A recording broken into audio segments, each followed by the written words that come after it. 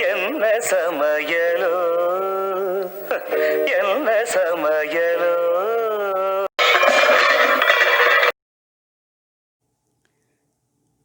இன்றைக்கி வித்தியாசமாக ஒரு ரவா கிச்சடி பண்ணலாம். அதுக்கு 3/4 கப்பு ரவை எடுத்து வச்சுருக்கேன். இந்த ரைஸ் குக்கர் கப்பு பார்த்திங்கன்னா இவ்வளோ தூரம் இருக்குது ரவை.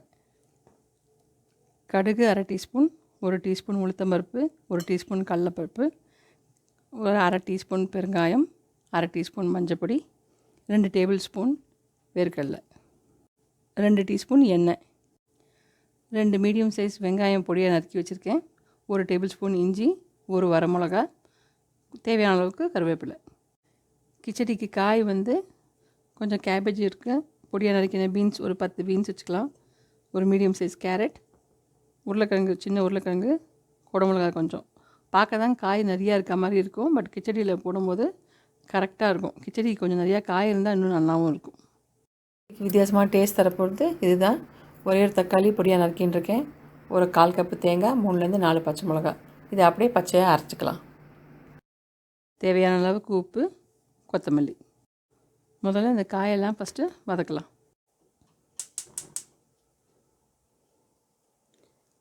கொஞ்சம் எண்ணெய் ஊற்றிக்கிறேன், ஒரு 2 டீஸ்பூன்.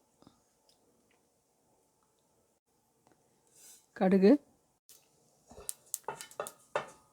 கடலைப்பருப்பு போட்டலாம்.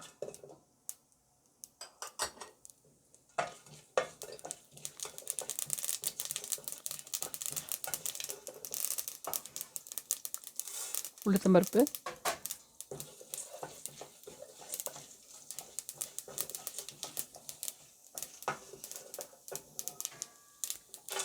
வேர்க்கடலை,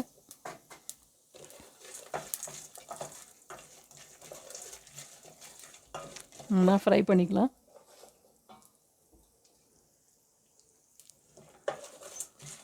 லைட்டாக செவக்கட்டும், அதுக்கப்புறமா நம்ம வெங்காயம்லாம் போடலாம்.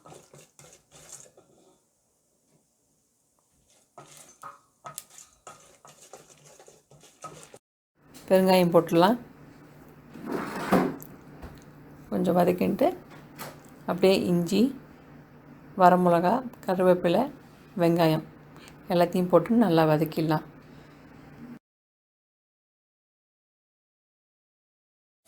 வெங்காயம் வதங்கட்டும், ஒரு 2 நிமிஷம் ஆகட்டும், அதுக்கப்புறமா காயெல்லாம் போடலாம். வெங்காயம் வதங்கிறதுக்கு கொஞ்சம் உப்பு போட்டுக்கிறேன்.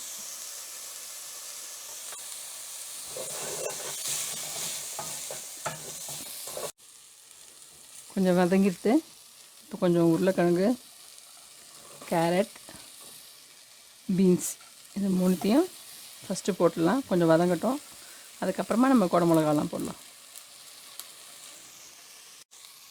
இப்போ இந்த காய்க்கு கொஞ்சோண்டு உப்பு, அப்படியே கொஞ்சம் மஞ்சப்பொடி,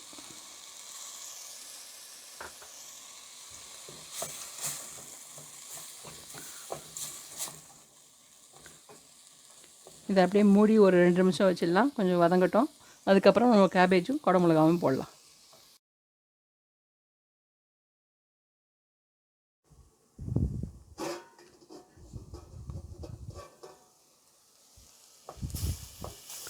இது கொஞ்சம் வதங்கிடுத்து. இப்போ நம்ம கேபேஜையும் குடமிளகாவையும் போட்டுடலாம்.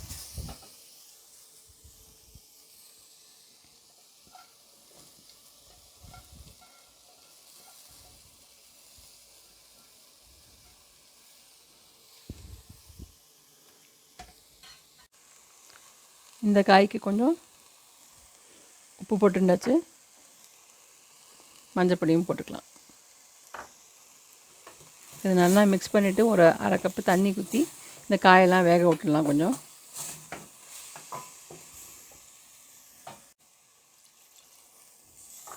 காய் வேகட்டும், அதுக்குள்ளே நம்ம அரைக்க வேண்டியதையும் ரவையை வறுக்கிறதுக்கும் ரெடி பண்ணி வச்சுக்கலாம்.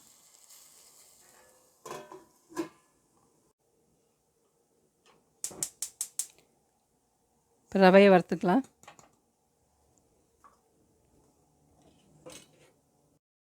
ரவை கொஞ்சம் லைட்டாக ஒரு ரெட்டிஷ் கலர் வந்தால் போதும், ரொம்ப டார்க்காக வறுக்கணுன்னு அவசியம் இல்லை.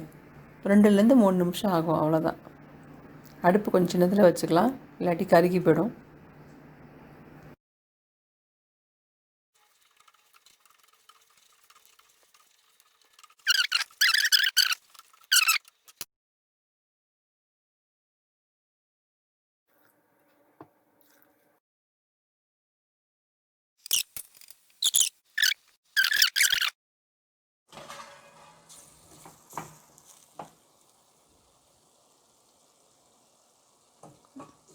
ஓகே, இப்போ நம்ம அரைச்சி வச்சுருக்கிற பேஸ்ட்டை போட்டுடலாம்.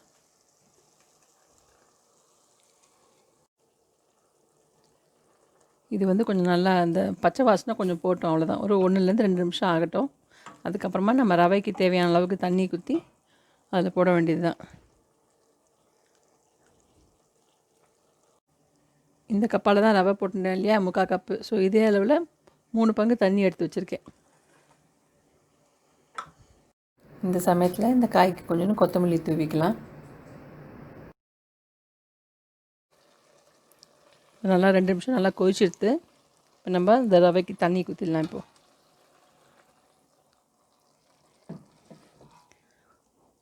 கொஞ்சம் சூடாகட்டும். தண்ணி சூடான உடனே நம்ம ரவையை போட்டு மிக்ஸ் பண்ணி விட்டுடலாம்.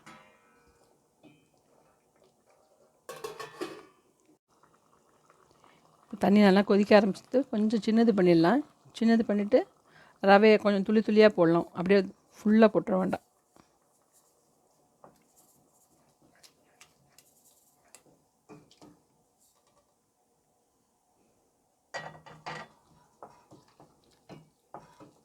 இப்போ நல்லா மிக்ஸ் பண்ணிவிட்டு ஒரு தட்டை வச்சு மூடி ஒரு 3லேருந்து 5 நிமிஷம் அப்படியே சிம்மில் வச்சுருங்க. அதெல்லாம் அப்படியே சேர்ந்துட்டு கரெக்டாக வந்துடும்.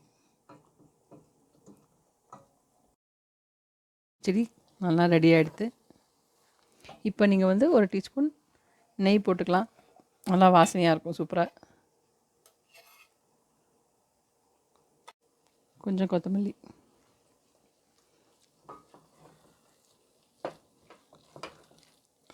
வித்தியாசமான டேஸ்ட்டில் ரவா கிச்சடி ரெடி பண்ணியாச்சு. தேங்காய் சட்னி அல்டிமேட் காம்பினேஷன். அப்படி இல்லையா, இருக்கவே இருக்குது ஊறுகாய். ட்ரை பண்ணி பாருங்கள்.